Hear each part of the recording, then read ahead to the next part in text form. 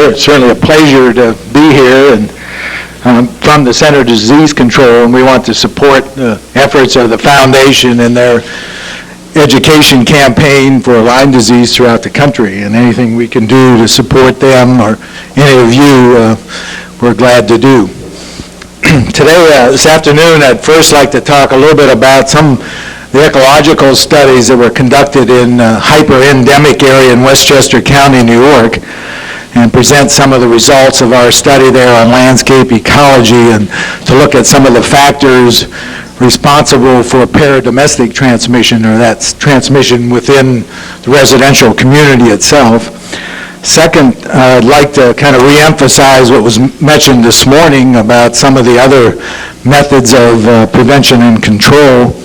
And third, I'd like to stress some of the personal measures that you as individuals or as homeowners can take to protect yourself and reduce your risk to Lyme disease. Have the projector on there.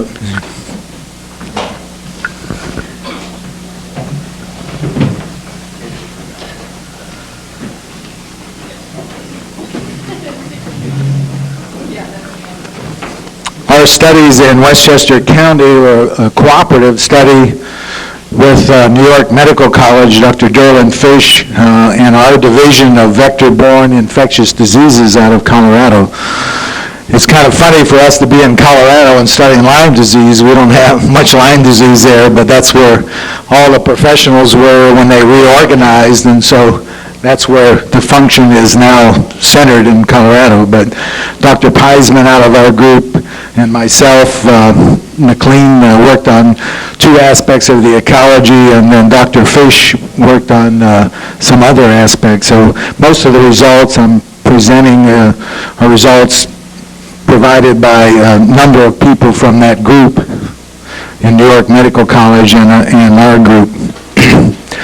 First, we chose a residential community, and it's kind of circumscribed by that next to the freeway, and you can see another road there. This community had about 100 properties, mixed habitats and size of properties. This was taken in the winter when there was no vegetation on the trees, so you can see the yards, the lawns, and then the rest are some wooded areas. So this is in Armonk, New York, if you know where that is in Westchester County. Very hyper-endemic area. It's fairly typical, that area, houses with maintained yards, and as was mentioned again this morning, this is an area where properties were developed within a woodland area, and much of the woods was retained except for right around the yards. So we had typical backyards with ornamental plants, and the very common and numerous edge environment that was also mentioned this morning. These yards back up against wooded areas. The houses were placed right in the woods, and so in most people's backyard or beside their house is a wooded area. The woods here are quite different than what you saw this morning.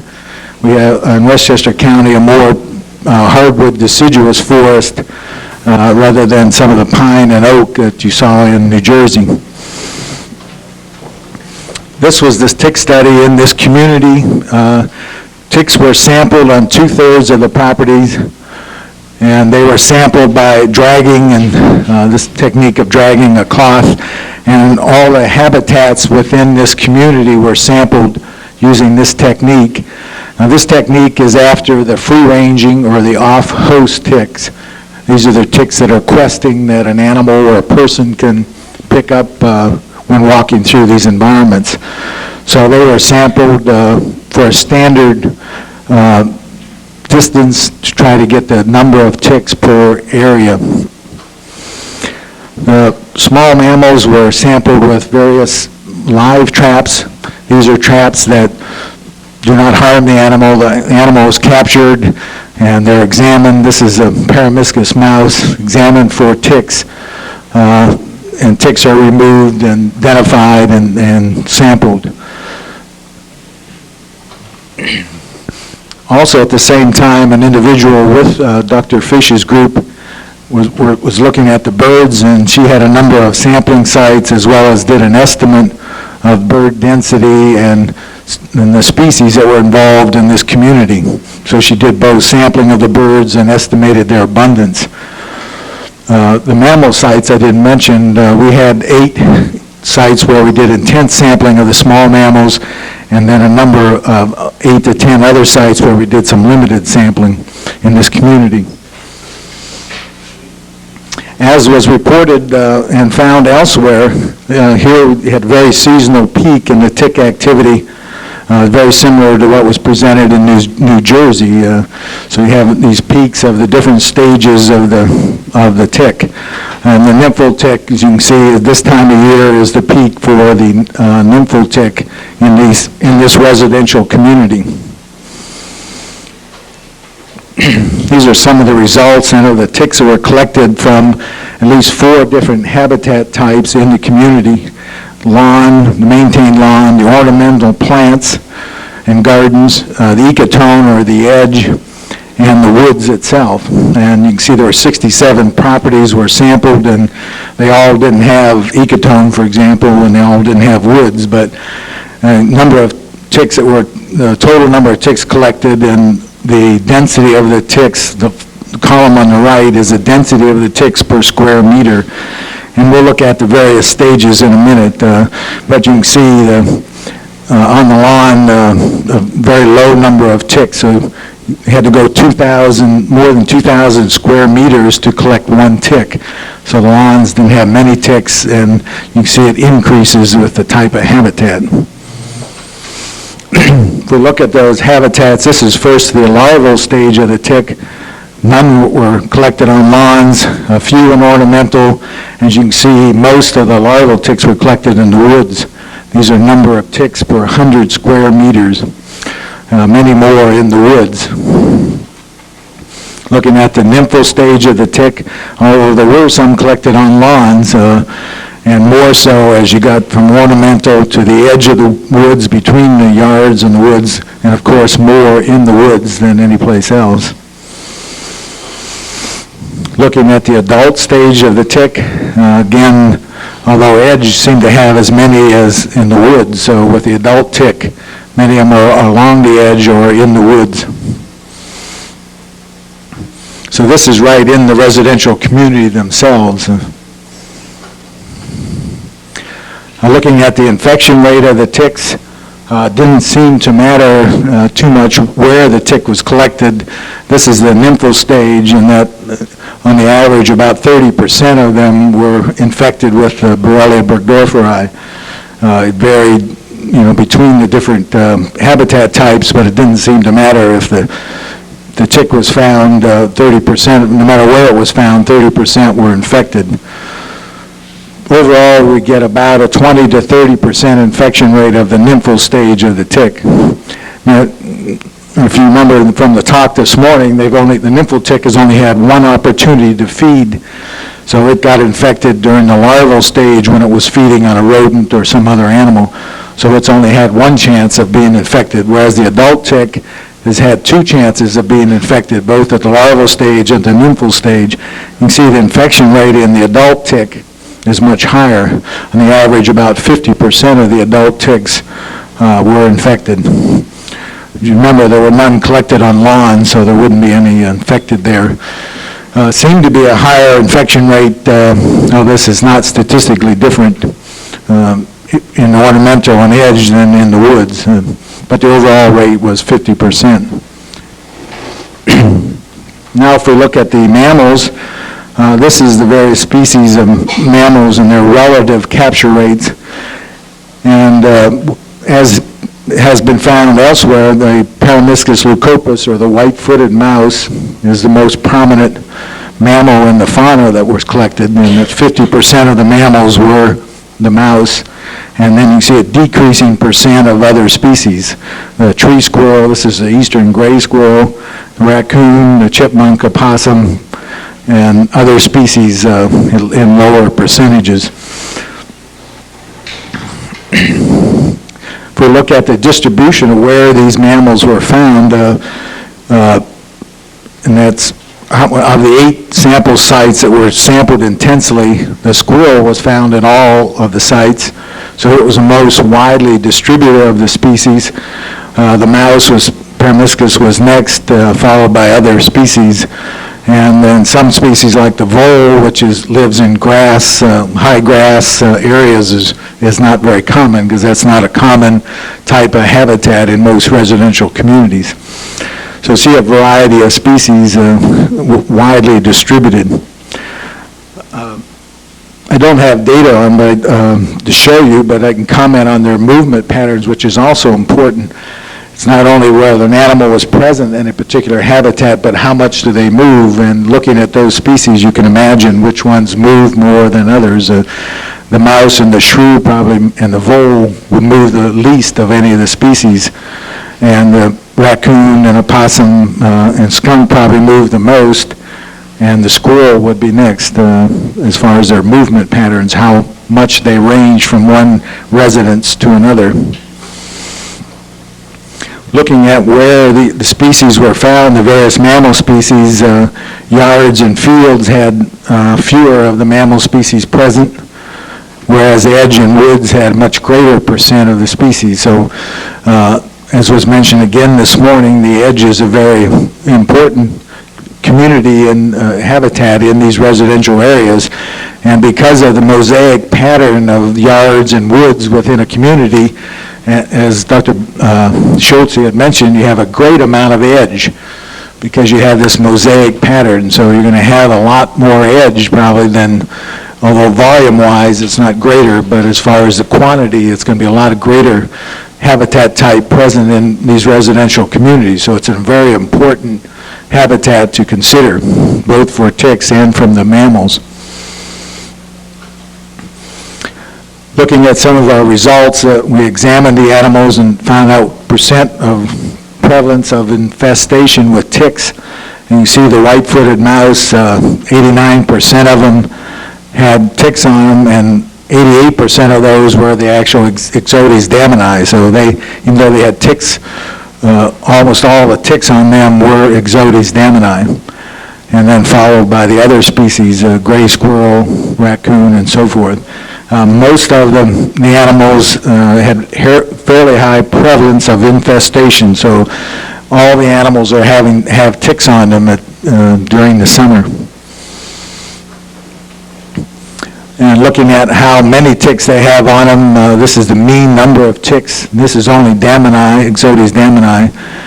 You can see the middle column there is the mean number of ticks per animal, and the mouse is important as well as a number of other species. The opossum in this case happened to have a lot more than the others, but that was just because of a few animals that had a lot of ticks on them. You can see some of them had 50 ticks on an individual animal. Now these animals, the way we examine them, you're more accurately reflecting what's on the mouse because you can see the ticks on the mouse easier than you can see the ticks, for example, on a raccoon. So the raccoon probably has many more ticks on them than we removed. Another way to be sure, and a lot of people have done this, I'm sure Dr. Bosler has done this, is to hold these animals, generally they hold them over water for 2 or 3 days and let all the ticks drop off, and that's the only way to be sure how many ticks they had on them at a particular point in time. And Dr. Fish did do some of that studies as well, and they found, for example, with raccoons that by examining them and pulling ticks off, you'd only find about 1/10 of the ticks are actually on them, whereas something like a mouse, you would find most of the ticks by examining them. So these data only reflect what we actually saw on them and removed.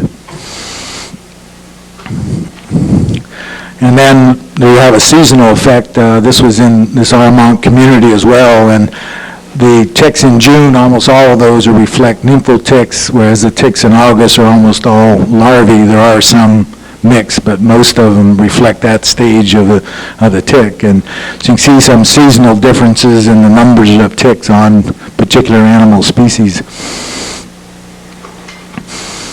One other thing, this is the species of ticks. This was brought up this morning. These are the species of ticks that we identified on the animals in Westchester County. As you see, 90% of the ticks were Ixodes damni that were on the animals. followed by Ixodes texanus. This is mostly on raccoons. It's a Ixodes tick found mostly on raccoons, rarely feeds on people. We did find some cookie eye, which have been reported to transmit to humans. It's possible, but not very likely that it would transmit because it mainly feeds on, in this area, it's mainly on woodchucks or groundhogs. And a few other species. We did find Dermacentor variabilis on a lot of species, and they were mostly adult Dermacentor variabilis on raccoons and opossums. Well, what about the bird study? This is certainly an important species, an important group. They are involved in transmitting or carrying ticks, as well as studies done by Dr. Anderson from Connecticut. He found they are also competent reservoirs. In other words, they can infect ticks as well. A little bit of the data there, I won't go over this in detail, but some of the data from Dr. Fish's group, the first one in the AMRO was the American robin. The first column there is related to the density of the birds in the community. Robins were the most abundant bird in that community. And then the next column is the ticks found in that particular sampling area. So you can see also robins not only were abundant, they had the most ticks on them as well. And these are all Ixodes damani. And then followed by common grackle, and then the house wren is the third one down, and then a number of other species. So you can see that birds, if you remember the mean number of ticks that were found on mice and some of the other species, that the robin had as many as mice as far as number of ticks on them at a particular time. So birds are important. How important it needs to be resolved, we don't know that yet. They certainly are very abundant. They do come into yards, particularly birds like the robin and grackle. So people with bird feeders, we don't know what we're doing with bird feeders. We must consider that. One other factor with bird feeders, if I'm sure you've noticed out here, I don't know the density of gray squirrels here, but bird feeders tend to attract squirrels as well. And so not only are you bringing birds to your yard, you're also attracting squirrels, which carry ticks and could possibly increase the risk. Secondly, I want to, as I mentioned, reemphasize some information that was presented this morning, and part of this study was to look at control, and Dr. Fish did conduct a control using some of these EPA-approved insecticides. And I just briefly want to mention this just to show some similar studies were done in Westchester County. They used commercial operators to spray the yards. You can see them with their hose and spraying various parts of the yard. This was done in a separate community in Westchester County. And of the three insecticides used there, you can see they had a control with all three of them. The best was Dursban as far in their application, the one in the middle.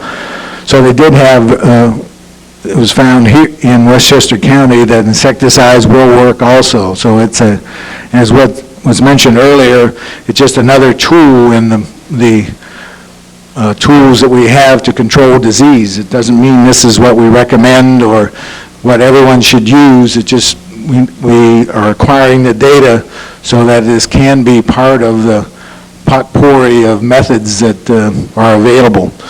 So in Westchester County, as was shown in New Jersey, insecticides do work, and this was against the nymphal stage also, applied in June. Well, what about personal protection? In this slide, this is what this conference really, or this symposium is all about, and that's education. I think that's one of the most important aspects for personal protection is for individuals to acquire the education. I think a little later you'll be able to see a little bit about identifying the tick vector, and you need to know what a tick is to know whether you've been exposed. So just being able to identify what a tick is and actually separate the various species of ticks, you don't need to know very much to be able to tell a wood tick from a Ixodes damoni. But if you can at least do those two, that would be an important factor. Location of the tick habitats, in general, you can get that from the local health department.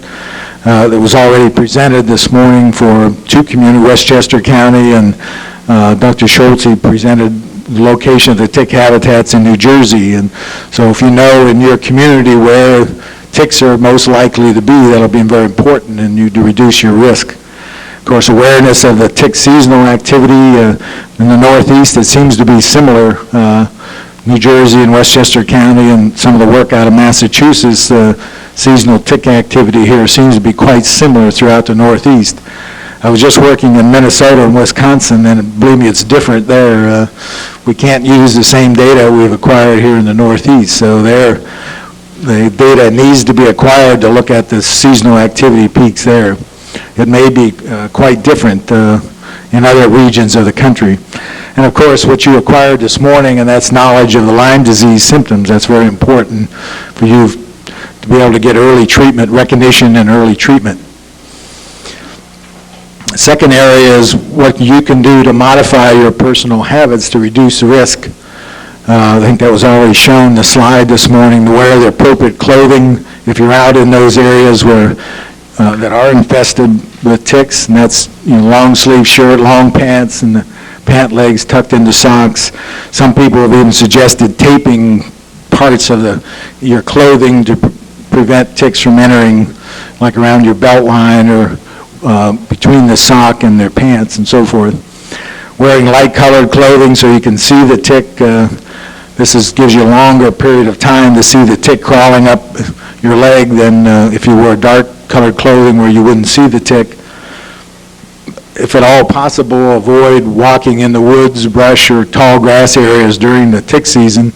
This isn't possible under most cases, but if you're able to do that, that is one method you can reduce your risk. Of course, spray insect repellent on the clothing.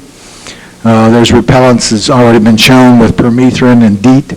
There is a DEET formulation for skin as well, as was mentioned this morning. Keep your pets from the infested areas if possible. They can bring ticks back to the house, back to the yard. So try to keep them away, or if you can't, then at least regularly examine them for ticks and remove the ticks. If you've been out in an area, of course, remove and wash your clothing properly. Using a hot dryer is very helpful. That'll tend to kill the ticks if the clothes are dried in a hot dryer. And very important is a personal inspection and removal of ticks once you've returned from the yard or been out walking in a tick-infested area. That's very important, as was mentioned again this morning, that quick removal of the tick can reduce your chances of acquiring the disease. The tick needs to feed for a while before it can transmit the disease. One other area, I think, is modification of both things in your residential yard as well as some of your habits in the yard. First, reduce or change ornamental shrubs that are attractive to deer. We wonder why we have deer. We'll plant rhododendrons all around our property, and it's like candy to a deer, rhododendron. They love rhododendron and other plants. So if at all possible, select plants, and you can get this information from most landscape people, select plants that are not attractive to deer if you want to plant ornamental plants. And another would be to reduce or remove brush or rock or debris at the edge of the yard and the woods. So you want to make that a less severe transition between your yard and the woods. So cut all the brush and rock right at that edge. You're not doing anything else but changing that edge. How are the deer must be so hungry? They're eating plants they never ate before in the last 2 years.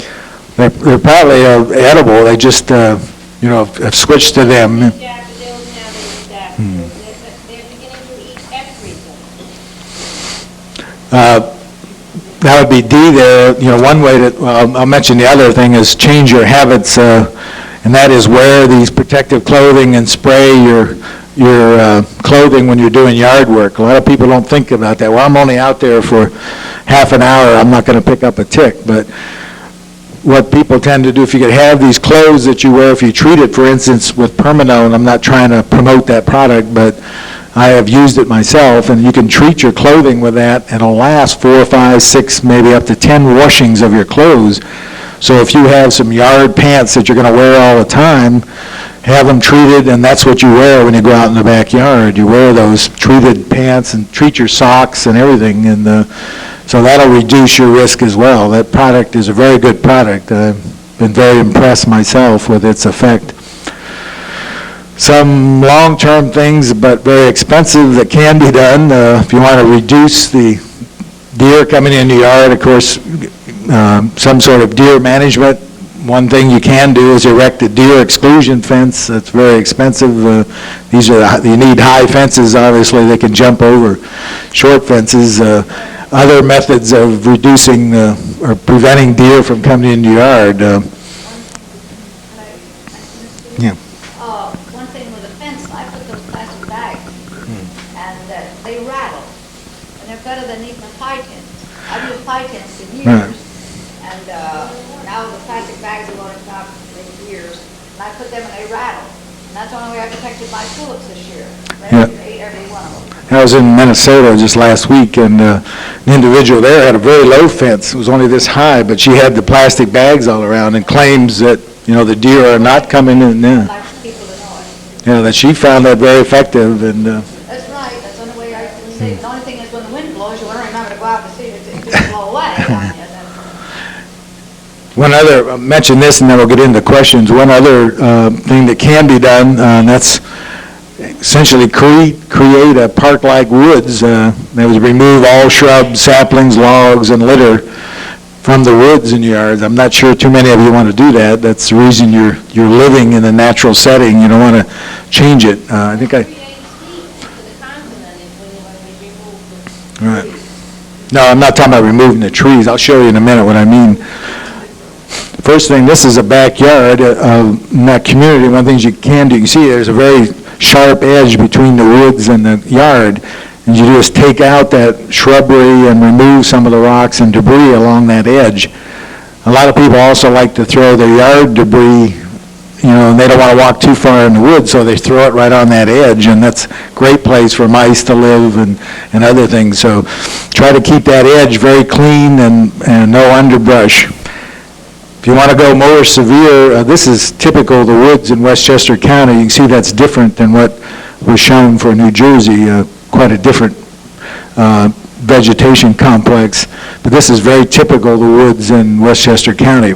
But you can see there a lot of log debris, a lot of leaves, leaf litter, some undergrowth. And this is very good for Peromyscus. The more undergrowth you have, the better it is.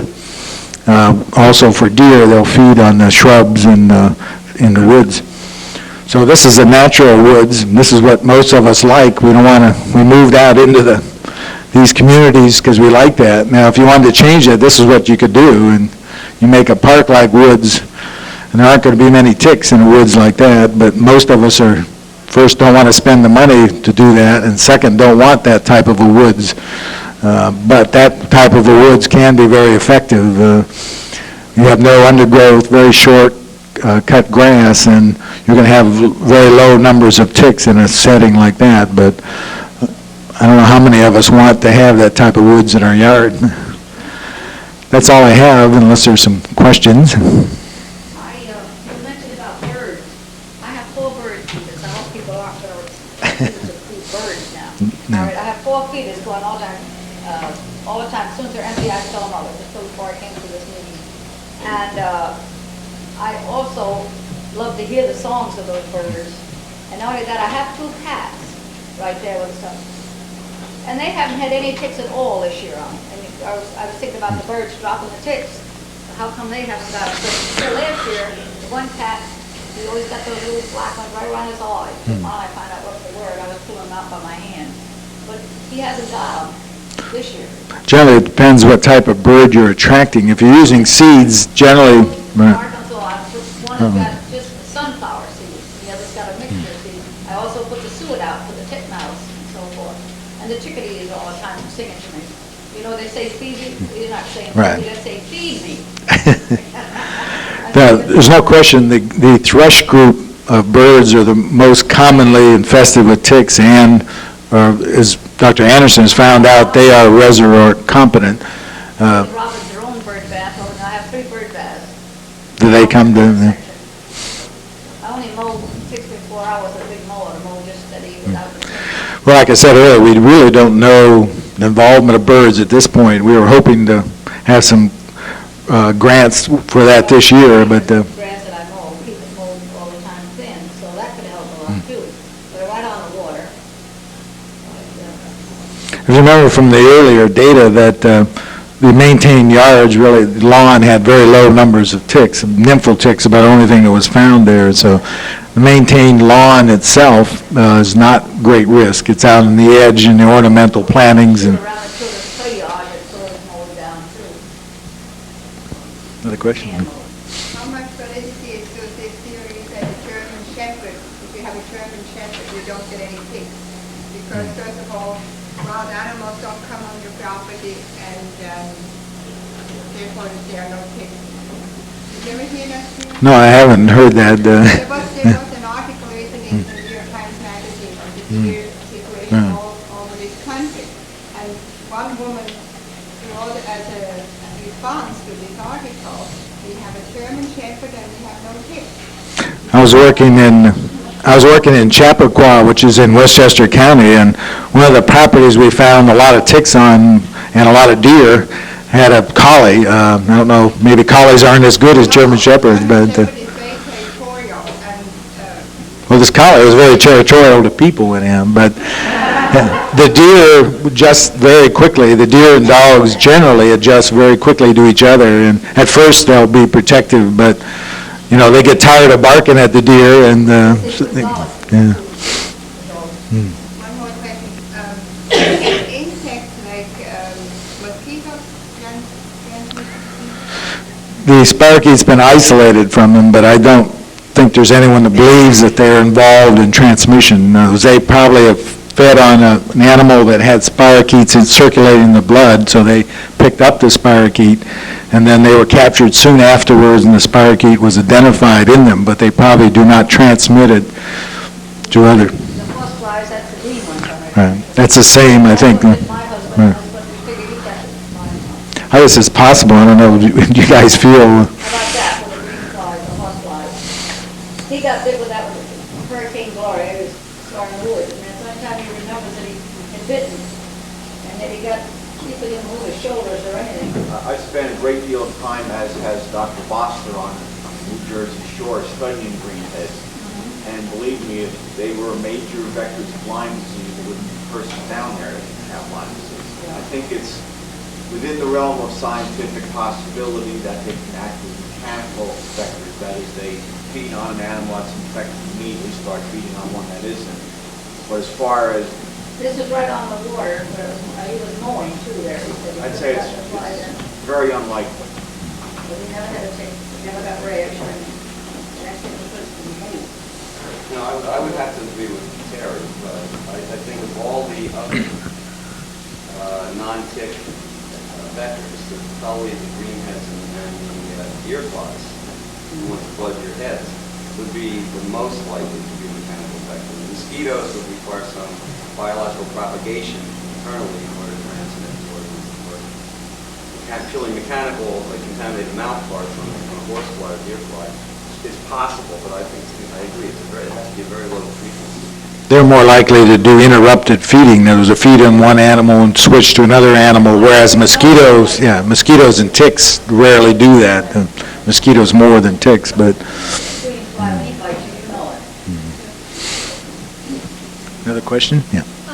Deers tend to have their little paths where they go, and they continually go that way. If anyone has any idea how you can get them to veer off to someplace else other than where they go every single day, for instance, because they're constantly, they either cut across in between my neighbor and myself, or catty corner across my property, and I always see flocks of this and flocks of that, and then been there. Yeah, there's no question they follow the same trails, because that's very common throughout the country in picking up ticks that have fed on deer. Is you find more of them along trails than you would other places. You can put physical barriers.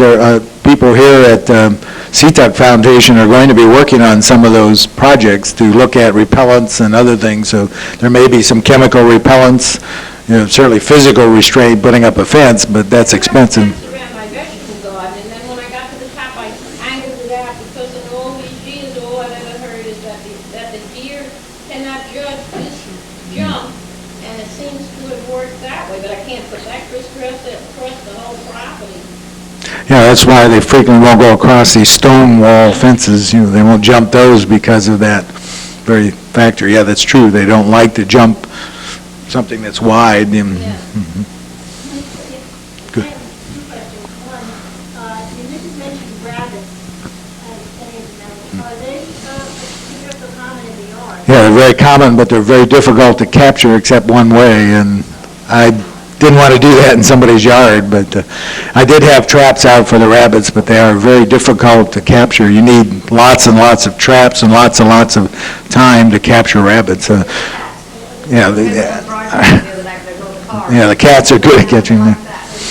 But I agree with you, yeah, rabbits are important, and they The second question is, I have heard that barn owls will eat field mice. And I wonder if any studies have been done on that. I know over in North Haven, we erected a barn owl box in one of our nature preserves in hopes of attracting some barn owls. They haven't found them yet. I wonder if there's any scientific research on that. They have done on some other species of owls, and they do feed on, on the mice, there's no question. That's one of their common prey, and there's been some research done in the Midwest on certain species of owls. But again, like as mentioned with the wasp, they're just not going to take enough to have an impact. That's the problem with a predator, or whether it's a wasp or an owl or a fox. They just don't take enough to have an impact. They're not going to reduce the risk of Lyme disease transmission. They may cause some changes in it, but they're not going to greatly influence the impact. Just like your cat can keep it maybe right around the yard, but if you have a big woods behind your house, the cat's not going to do much controlling the mice in the woods. He might keep them away from the house, but he's not going to impact the mice in the woods. And I would mention that there was one yard in Westchester County that the individual had sprayed and effectively reduced the nympho ticks, and I went back there and sampled in his yards weeks afterwards, and captured infected mice right in his yard.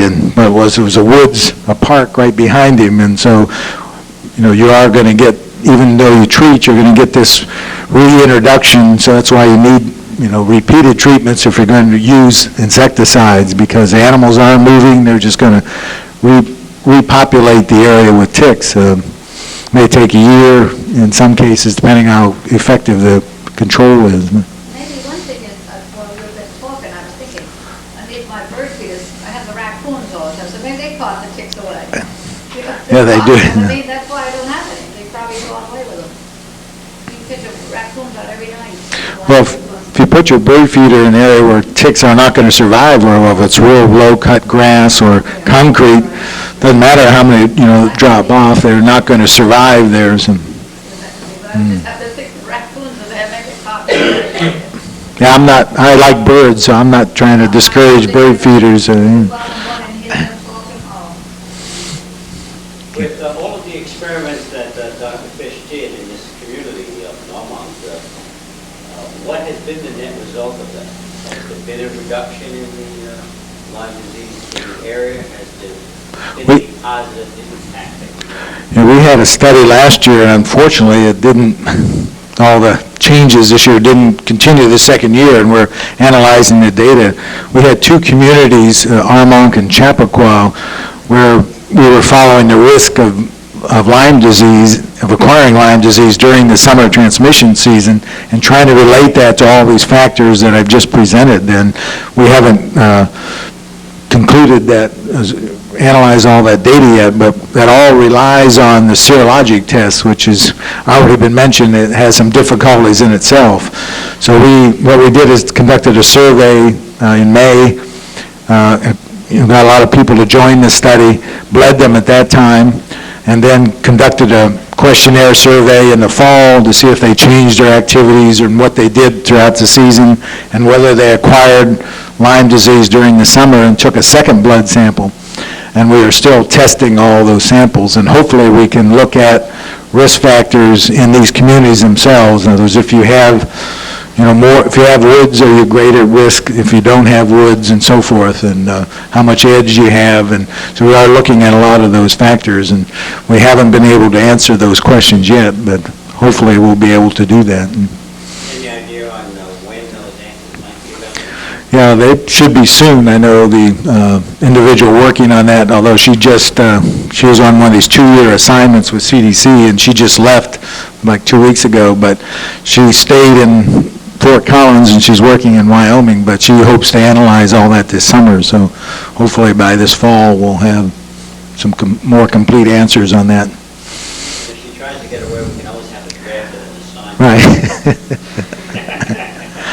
She still works for CDC in a assignment in Wyoming now. She's one of these EIS officers, if you're familiar with that program. And Because we definitely would like to know Yeah. the results of what you have learned for application Right. and show the some of the results that I mentioned on the ticks collected in lawns, that'll be out this summer in, I think it's American Journal of Epidemiology. Gary Maupin of that group in Peisman published that, and that should be out very shortly on the ticks present in the various habitat types in the community. So that one is ready to come out, and the others, or 2 or 3 others in various stages of progress. Oh, it is out? Okay. Yeah, Chrissy? Why isn't this testing done on Shelter Island when, to my knowledge, our Lyme disease problem is higher than anywhere else in the country? I think it will be done this summer. Dr. Duffy is here. I don't know when he's already started, I believe. Okay. Yeah. So it is being done in Shelter Island. The Thank you. answer to that is, we do have this $430,000 over 3-year grant program that Dr. Duffy will be organizing here. And the program that essentially I presented movements of it to the community last November when we had a town meeting. And the idea is to learn from what everyone else has learned so that we don't all go and reinvent the wheel. And so hopefully over the next 3 years, you will see many of these elements that are shown to have worked, and some experimental things that hopefully collectively will have the impact of reducing Lyme disease on Shelter Island. And then once we learn and put that model program together, then we can share it with these. Well, by then, the other 50 states will have it. It's in 47 states now. So it's a national problem. It needs a lot of work, and we're going to concentrate the effort here. I didn't mention earlier, but I wanted to commend the Congressman and all his efforts that certainly have helped us greatly in getting our program going, and certainly appreciate all of his efforts for a long time in Lyme disease, and I'm sure a lot of people out there in the country appreciate it as well. I think there are 2 problems that we haven't addressed yet either. When we have Lyme testing done, and you get back results, and they are made a part of your record, sometimes your records go on further because they're statistically important. But nowhere is it ever noted in your charts or in your report what kind of test was used to determine what you might have, which of the tests, what hospital laboratory, what private laboratory did it go to, what kind of tests they use, what the numbers, how they are interpreted, because if they use test A on Long Island and some physician in Minnesota wants to do some research, he has no idea, did they use test A, test B, or test C on this person, on me, or you, or you. They don't know what was done. And one of those numbers is not standardized as a blood sugar or whatever test you do. Nationally, it's standardized, and that's one of the 3 hurdles. And number 2, no community wants to admit that they have a high incidence of Lyme disease due to tick infestation. So you have a financial, community, political hurdles to overcome as well. Do you think that our Chamber of Commerce wants to put on its brochure, be careful when you walk around Shelter Island and watching the ticks. Of course not. They want to encourage the people to come here and spend their money as a community for summer vacations, second homes. And they're not going to give the publicity that it should be given. I'll try to answer that real quickly. I think we're running out of time, but, You have 10 minutes. oh, okay. I just wanted to address the serological issue. I might mention that too, is that CDC is involved now with all the state public health laboratories in trying to standardize the test. That's been an effort all last year, and that will continue, making a big thrust, because like you, we recognize that is a serious problem, the standardization, and we are working on that with various individuals here on Long Island as well. They're involved in the study, and it's a long-term study, but hopefully we'll be able to standardize the test and to give more accurate and more reliable laboratory diagnosis. That's the goal. The second answer, or the second part of your question, in New York, in Westchester County, Dr. Fish had run into some of the same problems when some of these hiking trails and stuff in the parks, he tried to get signs up, to warn the people about, the danger of ticks. But, the Park Service worries, well, people aren't going to use our parks, and, we need to justify our jobs. If nobody's using our parks, then, we aren't going to have a job. So it is a hurdle, and it's education that's important. And just to educate the people, and people learn that, it's something you need to know about, not try to hide from. And so I think that'll help get over the hurdles, just education. And that's what the foundation is all about. And Could I address the serological issue? Dr. McLean's right. The CDC has noticed that there's a great need for standardization. But in New York State, we, as far as I know, unless some other state has instituted such a program, we are the only one that has proficiency testing. The labs must comply in New York State and meet our standards. We are the reference laboratory at the State Health Department, Stony Brook, for serological testing. And any lab that does human testing must meet standards. Every 6 months, they must be tested. So if you're getting a positive result from one lab, it should be positive. If you're getting it from another lab, it should also be positive, if they're maintaining their quality control. Are there gradations? Yes, there are gradations. Is one just positive or negative, or is one slightly positive? Well, we have those standards built in to our proficiency testing. I mean, I can't tell you offhand what they are for this next 6 month go-around. Or is it a word? I mean, is it an actual number? Is there a titer involved? Well, there's always some sort of numerical result that should come back from a laboratory. Well, for instance, the last one I had, it just said significant. What is significant? I mean, I knew I had it, and that was not the point. But what Significant would I would interpret that as being positive. There was no number. This is how it came to the physician. Yes, it was just a word. And Was this a laboratory within New York State? yeah. I mean, it wasn't sent out to I don't know whether Smith it Klein or went to something that was out of ELIH, state. I don't know whether it went to ELIH or Stony Brook, I don't know. Well, Stony Brook would give you a number, I know that for a fact, because they use the test we developed. But if you get something back that says 1 to 64, that would be an indirect immunofluorescent test. If you get back an optical density reading, that would just be a number compared to a negative or positive control value, which physicians should be able to interpret. I mean, most labs, at least all labs that I know, send back a numerical value with their interpretation. I just had no numerical, it was a printout, a machine printout of my whole profile. I think what she's talking about is the 10 antibodies of the Western blot coming out positive versus negative, and positive and intermediate and negative. Oh, so you're not talking about an ELISA or an IFA? But, and seeing a lot of these numbers pass through my desk, it's something that, and I was discussing with the people from the Longoria Foundation, that, serological testing as a clinician thinks, really doesn't give us a good value. I see some people in the room here who have had blood test results from East of Long Island Hospital where the number coming back is 99 and others that have come back as 1. And, really no difference in significance in disease, clinically speaking. And the value of the numbers, I think, as opposed to the uniplot results that Regina is talking about, is more if we follow multiple data points over a period of months to years to determine activity. Even then, that's really not reliable. That's why the clinicians are dying to have some sort of better. Well, there never has been any claim to correlation of reactivity to disease symptomology and severity of disease. It's merely a backup to allow the physician to know that there's minimally been exposure, and number two, probably infection. But if you have a strong positive, it doesn't mean you're limping more than the person has a borderline positive. That there's no correlation between that. And even with the number of reactive bands in an immunoblot, we don't really know what number are significant. We are assuming now that if it reacts to a 31 kD and a 34 kD, that means it's species specific.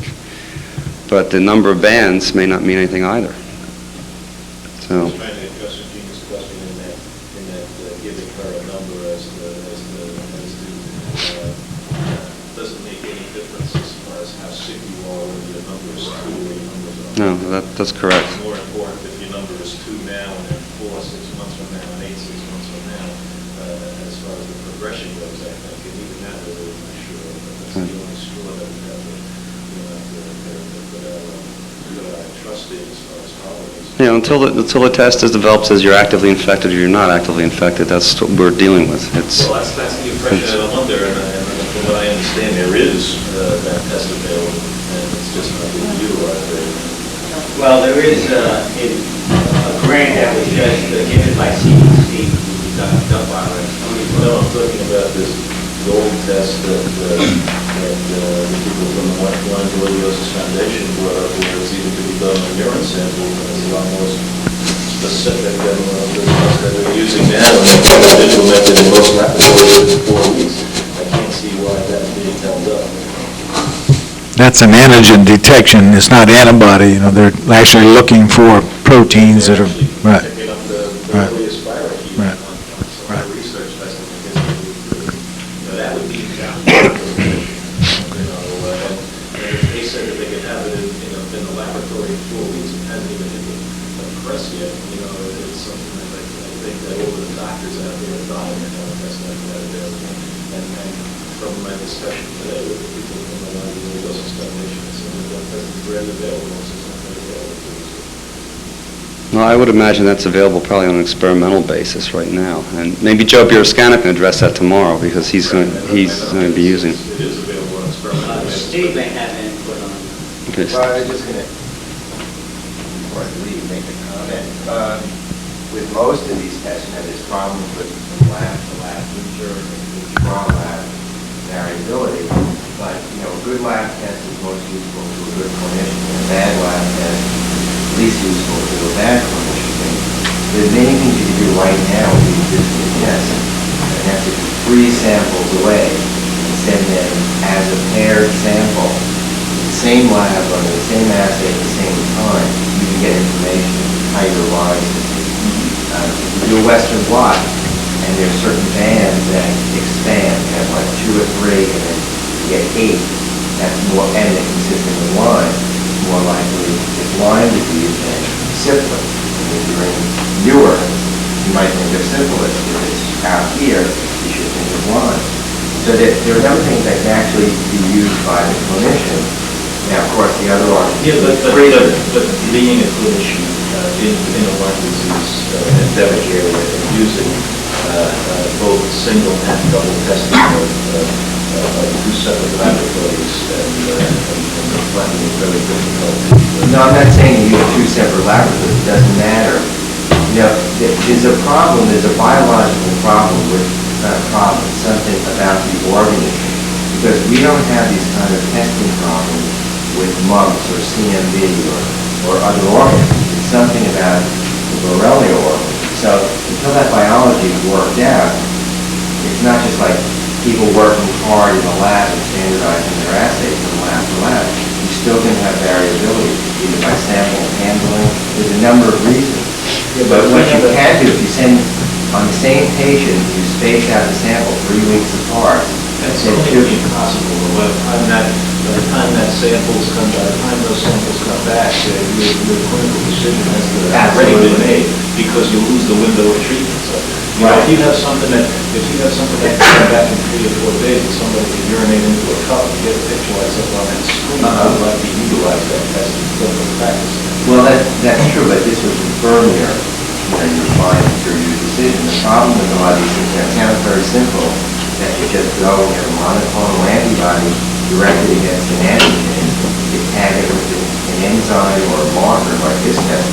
But until you really do this multiple times, there's a lot of quirks to these assays, and you don't know it. It's a tremendous headache with the assay that sure, and it's something that, you know, I could recount hundreds of people who have come in with multiple erythrometronic migraines and multiple negative tests over many months, you know, and with, you know, and that's something that, you know, has a lot of variables, you know, the date of institution of therapy, how do we know what the effects of the lung disease, how do we determine the progression of the disease as far as they can get it all.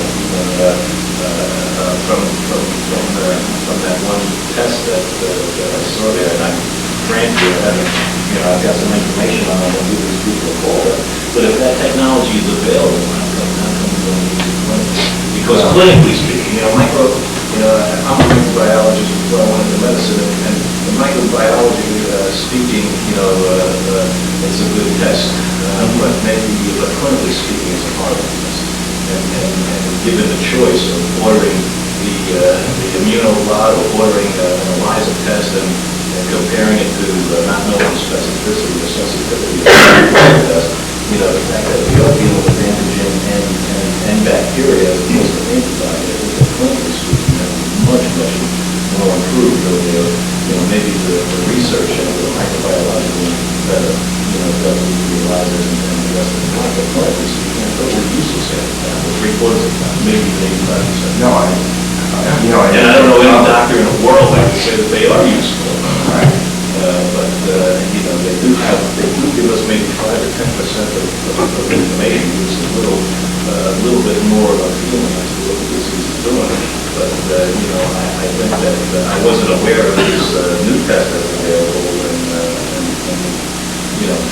if this is a true test that is available and can be treated, tested on urine, we don't have to even do a phlebotomy or blood sampling on these people. But then, we have to look into getting that into the marketplace to the general public, to the clinician, immediately. Well, once it's out, you'll test it with your patient. I think the key thing here is that people have to understand, there's certain definitions of any disease. And if you're doing research, you have to be restricted. This person has to have incontrovertible evidence of having the disease.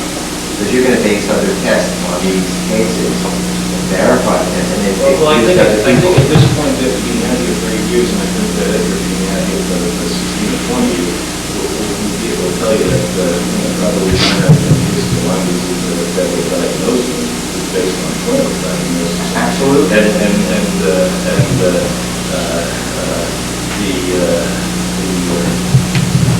The clinical diagnosis is a lot more important than blood testing, and we're in a dilemma where we see people who we know definitely have the disease and show up with negative blood tests. It's hard to explain to people like Regina why she has, why she came in 3 or 4 weeks ago with multiple target lesions and a blood test is negative. It's sort of like comedy, not using Regina as an example, but using Regina as somebody in the general public. We're going to be asking a lot of questions very concerned about. Sure. What I'm saying is those kind of cases where good objective findings to correlate something will help someone who comes in with a more nebulous case who's never had the rash, who 18 months after visiting here has neurological symptoms. Which is about 50% of people are not sheltered around. When somebody walks into my office in June and July and shelter around, they say they have the flu, I tell them they have Lyme disease before I even look at them. It's just something that you have to assume by that. And what I would like to be able to do is these patients who I'm telling that we're walking in with the flu, I wish I could say, hey, take this cup, go into the John, give me a urine sample, and I'll tell you if it's Lyme disease or not. Like I said, you probably know more about the test than I do, because it's the first day I heard about it. But if that test is available, and it's as good as some people are saying, then... Well, it's not been fully evaluated by a lot of people in the field, and that's why, things happen. Yeah, but what I don't understand is we have a grant for Dr. Dackwile for $150,000 a year for 3 years to develop a better Lyme disease test, where if this test exists today, it could be in place in most laboratories within 4 or 5 weeks, like they're saying, that's $450,000 used elsewhere. Well, that may not be something, knowing the level of enthusiasm is very high to discover it, then it wanes down, so that has to pan out. There are other things you want to talk about, at what phase it would be, or maybe certain antigens are associated with certain neurological features or arthritis. So, you can't just stop on the basis of this. Everyone's heard the data, and this is not, it didn't bowl people over. I mean, everyone's cautious, and you have to see it, proceed very cautiously. That's how the science has to work. And you all say that, those of us who work in the lab, when we're faced with patients, which we all, a number of us do, we're just like you, patient comes with an individual patient, you have to make a decision. The threshold for treating is always much lower. But you can't say, I'm going to treat, and then I'm going to count this patient and the next one as all who may or may not have won as a real case for statistical analysis to draw a conclusion.